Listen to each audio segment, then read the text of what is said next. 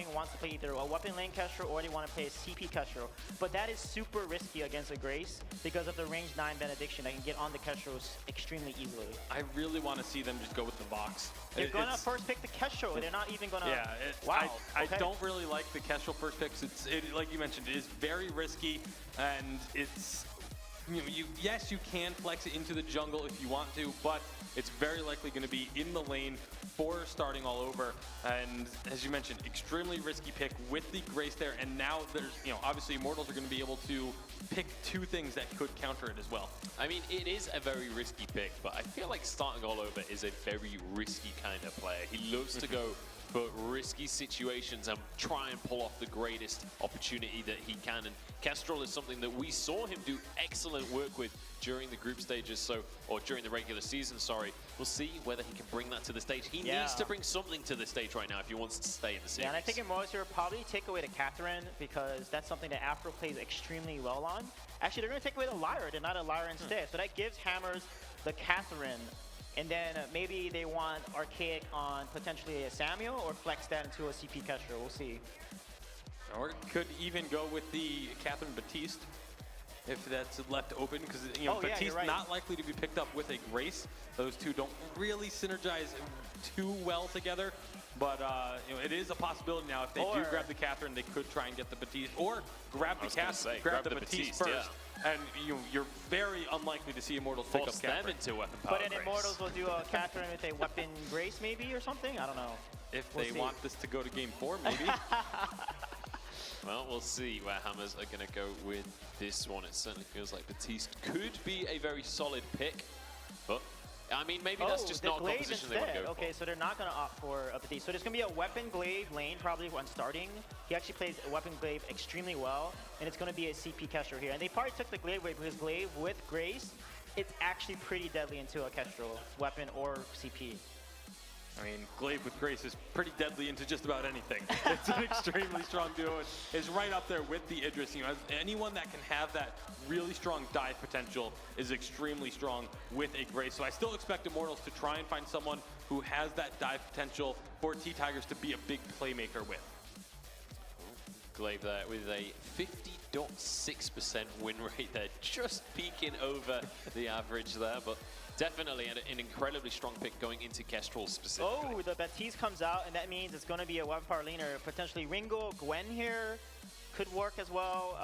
That's going to be triple stun in terms of CC in general. So we got to see Vox. There it is. I've been wanting to see a Vox all series. After looking up and seeing that both of these carries were undefeated on a Vox in the regular season, I wanted to see Vox come out here, and it is going to be Dienzio that gets his hands on it. Yeah, and then they'll probably pick up Catherine here, given what the composition is. However, oh, Samuel's going to, so it's a Captain Glaive instead, and then a weapon Kestrel, I assume.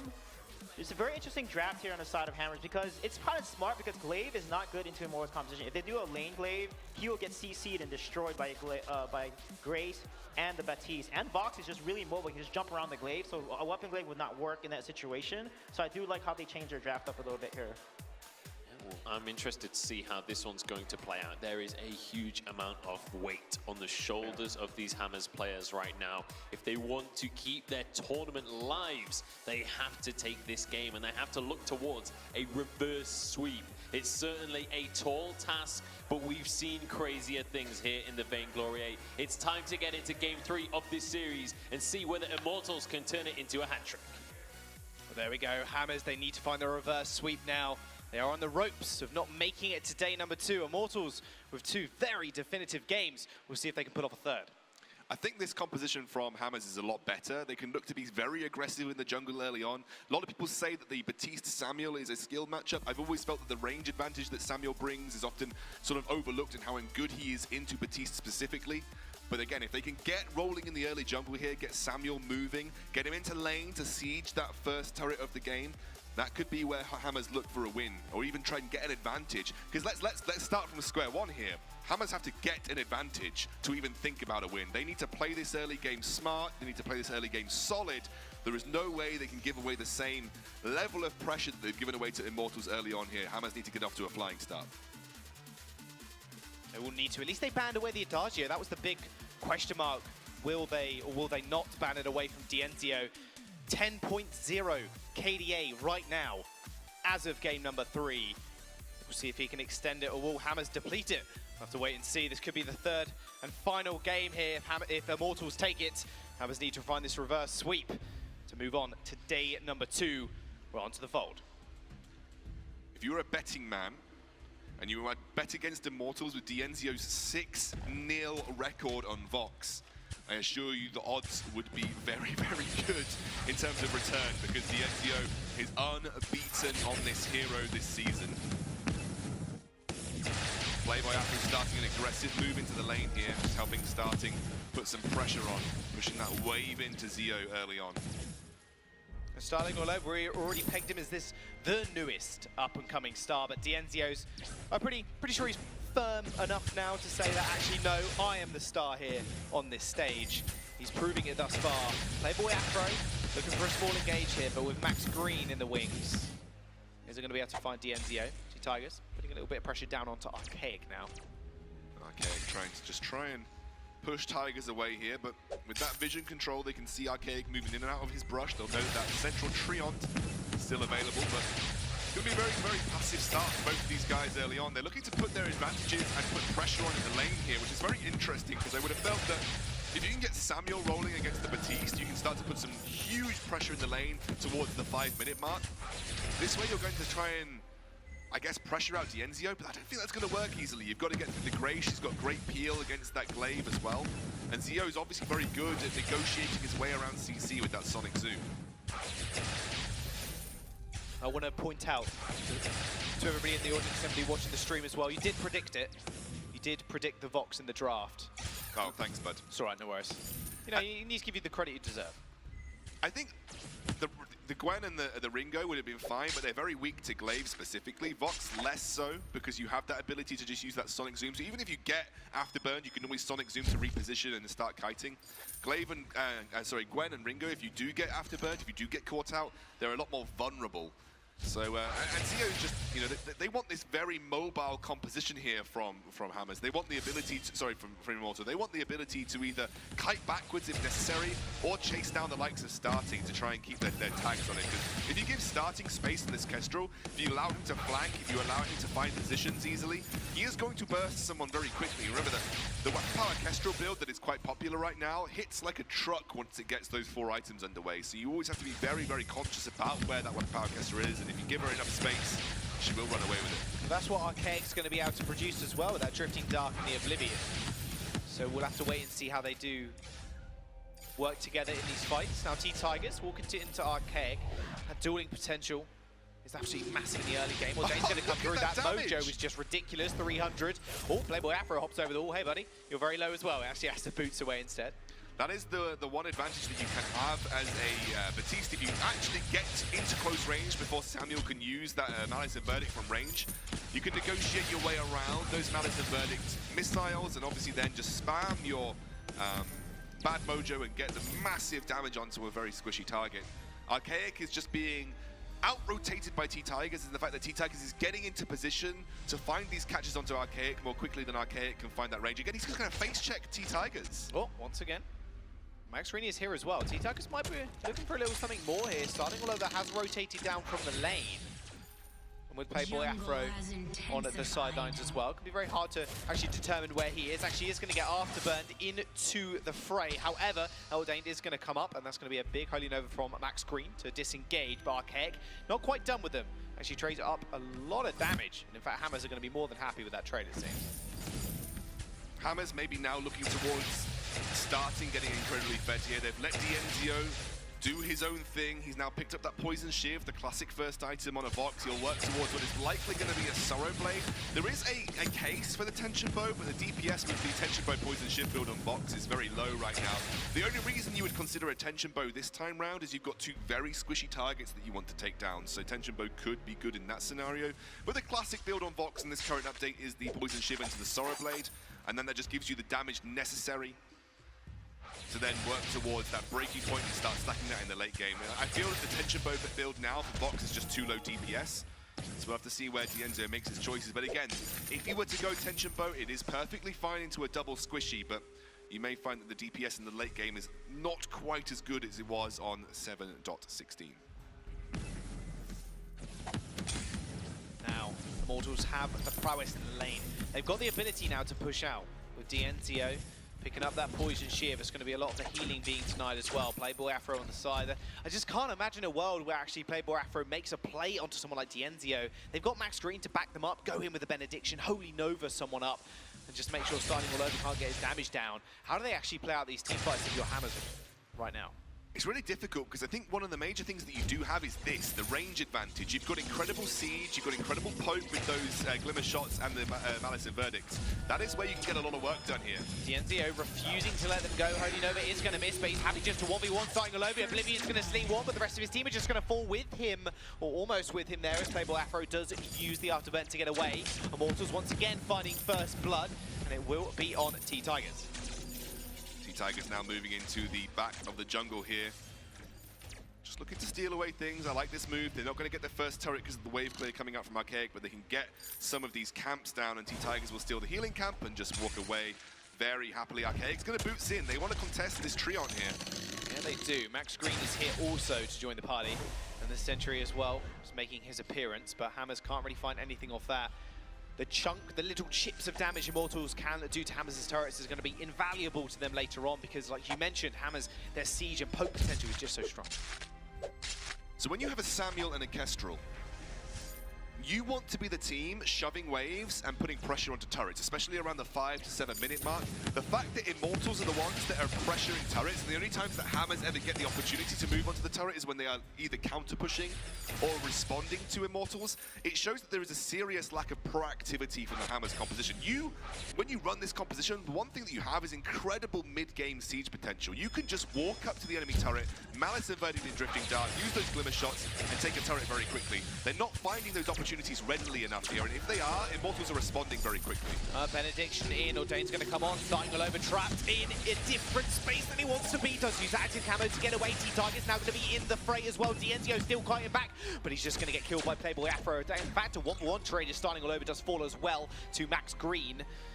Now, it's T-Tigers versus Playboy Afro, or Archaic even. Not going to be able to do all too much now with a 1-for-1 trade going through.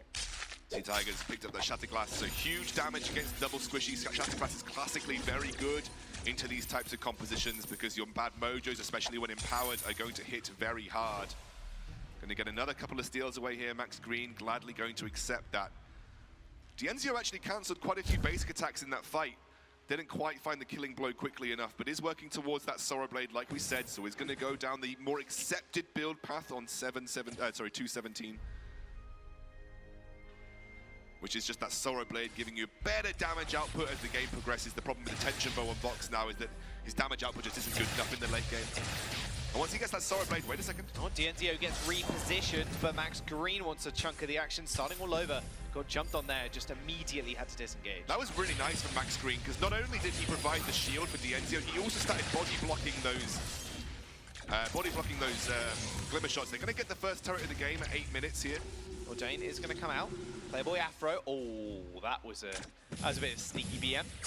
Just recalling in the Ordain. They can't really follow this up. This is going to be their problem, it feels. So that should have really happened maybe 2 to 3 minutes ago. If you were running this composition to be proactive and aggressive in the lane, you kind of just walk into lane with Samuel, you sit there with your Kestrel, you consistently pressure the turret. Now they get the first turret of the game, that is good for Hammers, but it's a little bit late. They're going to start to snowball. Oh no, Dienzio caught, wrong place, wrong time, fearsome shade, not quite enough to dissuade them. Now T-Tigers is caught in a 1v3, Ordain does come out. There's the bad mojos, but Playboy Afro takes the kill regardless. That scout trap, MVP right there. It showed that they were moving towards their jungle, and it was a really good execution by Playboy Afro. They might now be able to snowball off the back of that turret. They're going to start to push onto this second one here. They've got a bit of time to do so as well. The response from Immortals will be quick though, as T-Tigers has just now respawned. It'll be quick and it will be just, but Playboy Afro using that afterburn to reposition Max Green so he couldn't get anything more than just a basic attack off. Holy Nova landed there, might have turned into something, but it was getting completely denied. Clockwork finish for T-Tigers. This is the big 2-item spike for a CP Batiste coming from the jungle. Max Green will be working towards Echo. You can see the energy battery picked up. I love the fact that he's gone for a metal jacket second here. He's going to be body blocking as much as he can from Starting All Over. The siege starts up for Immortals, but the wave clear is good from Hammers. They're actually going to catch on. Yeah, Max Green just gets repositioned again. Oblivion comes through. Oh, he slept in the Oblivion, but still managed to get the ultimate off. Fearsome Shade's going to find them, but regardless of the fact, Archaic does find a Madison verdict. Kill onto Max Green. Now Dientio on the run. Immortals so desperate to get some sort of return. Pause comes out here. Have to just wait and see what that's all about, but man. It was been a good start for Hammers here. They're doing what they needed to do, albeit a bit slower than some other teams would execute on, but they are doing what they need to do here. Very, very aggressive in the lane. That's where their team composition shines, their ability to just move up to a turret and take it very quickly. They've actually had some good vision control that has caught out the Immortals roster, especially around that jungle area. They just need to keep doing that, keep searching for fights, keep singling out targets and then trying to take those neutral objectives, because they've got great neutral objective control with a weapon power Kestrel. They've got great turret taking potential with the Samuel and the weapon power Kestrel as well. Yeah, just like we're in a quick technical pause. Hammers maybe having a little something wrong, but we should be getting into the game very, very shortly, guys. Bear with us. But here, Hammers, they're fighting back now. They really are. They're pushing Immortals to the limits. It seems now Dientio not on the Adagio. Can't be the impactful Vox player he needs to be right now. And I gotta say, this Glaive pick has worked out wonders for Hammers. I'm really wondering whether you even consider an Echo on Batiste here. Even though it's the CP Batiste, having the ability to double cast your Fearsome Shade actually might be really impactful in these team fights. You can just have Dientio chase down targets as that Fearsome Shade is having its impact. It is a bit of a waste of an item slot for a CP Batiste, though in some cases you do, after having these two items, want to go towards either a Broken Myth or some defensive itemization.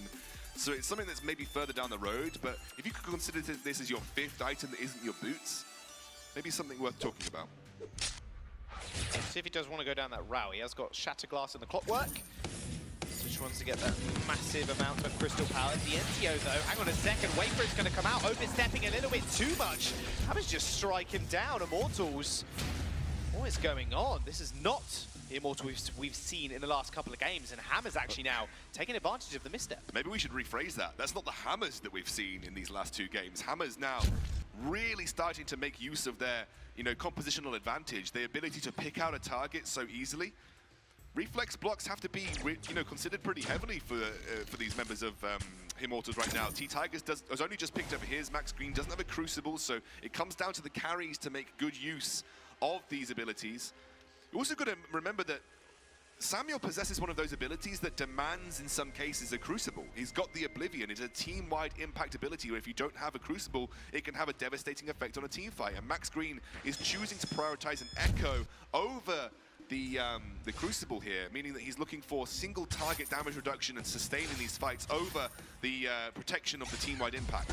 Well, there's the Benediction straight on the top of starting all over, taking a fair bit of damage. They're going to fight back with that Madison verdict. Oblivion comes out, it's going to get blocked from T-Tigers. 1 shot, 1 kill, not finding it smart. That massive heal as well, that intervention is going to come through from Max Green. No casualties of war just yet. Hammers just happy to trade those cooldowns. It's very difficult for Immortals to stick to a target and blow them up easily. They don't really have a composition, especially at this stage of the game, that can run a target down and kill them in a matter of seconds. And against a weapon power Kestrel, against a Samuel, that's very important because the kiting potential of a Samuel and a weapon power Kestrel is very high. So if Immortals make the engage and they don't get a kill from it, suddenly they are left in no man's land with Hammers having all the cannons. It's so difficult for Immortals to then, once they've used that Grace Benediction, to actually do anything off the back of it. If they don't get a kill, they're left sort of almost standing in water, ready to be fired down by the Hammers roster. And Hammers doing a really good job with that because they're able to disengage. They're able to then turn things around, slow the pace of the fights with this Frostbird and the Samuel, and then start to fire down Immortals once they've lost that gap closing potential.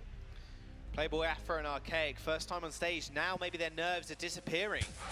They're getting into their element. They're getting into the game. They're ready to take it to Immortals and show why they deserve to be here to fight for the NA's pride and just their pride of their roster as well. I mean, look at the builds coming out through for Archaic and Playboy Afro right now. Just full, all-in engage, just wanting out on top of DNDA, just wanting out on top of T-Tigers. It's working out wonderfully. It's actually almost the other way around with the disengage they've got. This War Treads, it is a disengage tool because Hammers, Immortals don't really have another game plan other than let's run them down. Like, we've got a Grace. We've got Dienzio on this Vox. We're going to try and run them down as much as possible. They could potentially look for a counter engage when Hammers tried to pull the trigger, but this War Treads is to get starting all over and Archaic out of the Holy Nova, out of getting locked up by this Grace, so that you can reset, then start on your own engage on your terms once the Immortals roster has lost that gap closing. Because once Max Green gets left for dead, once he's casting that Holy Nova, Hammers reset. They start firing down with this this composition that they've got, and there's nothing left in the tank for the Immortals roster. Now they want to look for another engage. Dienzio stunned up, has to go back. Fearsome Shake came out a little bit too late, and he ends up falling already. Playboy Afro trying to chase T-Tigers, but that Divine Intervention will heal him up. And now Hammers once again snuffing out Dienzio. He's 4 deaths now. This is more than he's had in the entire series. In fact, in the entire series before this game, he's had 4 deaths. Now doubling that. He's 0-4, 0 impact in the game. Hammers, they're coming online. Dienzio's gone for a Bone Sword despite there being not a single armor item picked up for anybody on the Hammers roster. This is like investing. I always feel like Bone Sword, when there is no armor, is like investing in stock. You're investing now for a payout later, in the sense that you are predicting that armor might be prioritized at some point. But let's be real. Starting's not going to pick up armor. He's a 4 weapon power item. Maybe Archaic will, but that's definitely down the line for him. He's not even got his Aegis or even Harvest sorted. So it's interesting to me that Dienzio wants to pick this up now. Maybe just feeling that the flat DPS, even against base armor, might be worth it. But I potentially would have liked to have seen a breaking point instead. Well, perhaps he'll go that next item. Still working towards a couple more defensive items, it seems. Now Hammers, they have got major vision control over this Kraken. One thing that the Bone Sword does do is that, remember, when T-Tigers gets empowered with his souls, he does get a weapon power bonus. So you can start to hit those targets even as a CP Batiste a little bit harder. Hammers going in though. War Tread's going to get popped from Playboy Afro. Oblivion coming through, but it's not going to hit anybody. Dienzio getting healed up by that Divine Intervention, but still on the front line, gets cut down. 1-for-1 trade. Max Green now gets a beautiful Holy Nova. T-Tigers takes him out. Max Green chasing Playboy Afro away, almost sub 100 HP. Holy Nova, Max Green, MVP of that fight. They need to find this for the ace, but I'm not sure they're going to be able to get it. They might just settle for a turret. I think turret should be on the cards. They absolutely need at least one here, and Immortals find a fight. I really like the way that Dienzio decided to play this time. Again, he gets afterburned. Ideally, he wouldn't have wanted to be afterburned, but he chases starting all over down. Instead of backing off because he got thrown into the enemy line, he says, I'm here now, I might as well do the most damage that I can. He runs starting all over down, and once starting all over is dead, the actual close quarter damage output from Hammers is kind of neutered, and that then allows T-Tigers, who is better in these close quarter engages, to go to town on this Batiste. So I like the way that Immortals changed their game plan. Realistically though, Dienzio's going to want to start reflex blocking those afterburns. Needs to make sure he's not getting positioned like that, because that was a rare occurrence, I feel, for Hammers. That won't happen too often. You won't be gifted those kind of fights as easily. They're looking for Max Green now, though. Max Green doesn't block that one at all. Knows he's got his teammate there. All Treads used for the disengage this time. Yeah, did use the Crucible for the silence from Vox here, which means that Fearsome Shade is ready to go for Immortals if they can get it into position. But with Max Green being so low, just wants to reset and head over to base. Looks like Kraken being started up here. When Power Kestrel can take this very quickly. Vision control superior for Hammers. Immortals are going to have to respond now. Yeah, they're responding. They're actually just stepping over Scout Traps. This might just lead it going straight over to Hammers. They're just walking on Scout Trap after Scout Trap. It falls before they can even touch it. Are they going to find the fight, though? Hammers just looking happily to take this one. But do they want to do that? That's the kind of question. Ordain's going to come out. Playboy Afro in the center of it all. Fearsome Shade to scare away Archaic. And they are very, very healthy. Health bar front. Starting all over has to move his way back, but Playboy Afro in the front line does end up getting taken out. Another Divine Intervention comes through. Now starting all over in the front line. Drifting Dart comes through for Arcade, but he's well in the back line. In fact, they just end up trading. 1v3 ends up getting a one-piece. Archaic backing off. Whoa, what was that damage? Broken Myth, T-Tiger, 9 broken Myth stacks, 730 on the Mad Mojo there. And now they're going to be able to take down this Kraken. Should get maybe one turret here. It's pretty good to take down a Kraken when you're Batiste. Those empowered Mad Mojos do some serious damage, but Kraken should get at least one turret for the Hammers roster. Dienzio should respawn and they should be able to clear it up. Mad Mojo indeed. Instead of Mad Mojo. Aha. Oh, British jokes are always funny. Maybe to British people. I didn't laugh. Oh, I know. Well, who isn't laughing right now on Immortals as they're losing at their base. They do manage to take the Kraken. The Hammers, 40,000 gold in their pockets. Only 1,000 gold lead. Out of 4,000 gold in at 13 minutes. Losing it now. But thing is, Immortals, they haven't got too much left on the field. I like what Playboy Afro has done here with the Echo, by the way. Echo onto a very short cooldown ability like Afterburn means you're going to get multiple Afterburns, maybe even multiple Echoes off over the course of a long team fight. You know, realistically, you could say that Hammers might even be able to get 4 or 5 Afterburns off just with this Echo over a sort of 30-second or so team fight. I really like this pickup for Playboy Afro. It means he can peel more effectively, isolate more effectively, and it makes the kiting potential of the Hammers roster that much more impressive.